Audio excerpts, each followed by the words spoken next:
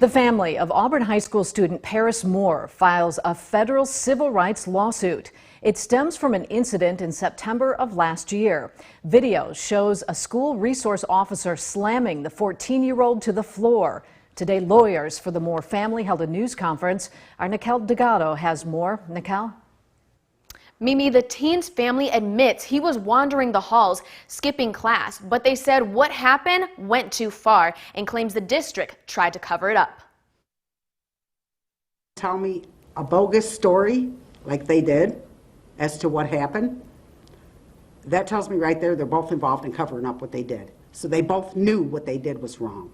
Diane Morgan arrived at Auburn High School last fall to pick up her grandson, Parris Moore. She says Resource Officer Bradley Lauer and Assistant Principal Scott Dimke told her there was a scuffle and Parris slipped and fell. But Morgan says she realized his injuries were much worse. This is all he's doing, pretty much.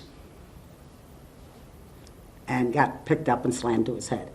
Surveillance video from inside the school shows Lauer slammed the 14-year-old freshman to the ground, resulting into a 4 to 6 inch vertical skull fracture. Parris's mother, Stephanie Moore, says he hasn't been the same since. He's a very fun, smart kid to be around, but now it's like he just drifted away.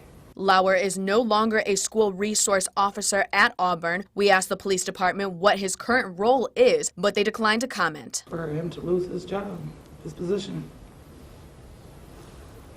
I don't feel as though he should deal with nobody.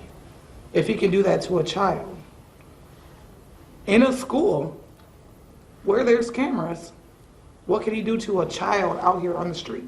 The family says Parris now struggles with day-to-day activities and wish the school would have done anything but what they did. I feel I should have had a phone call telling me Parris is in the halls, he's refusing to go to class, and come get him and give him a suspension or something. I do feel correction should have been done, but not to the extent that they carried it.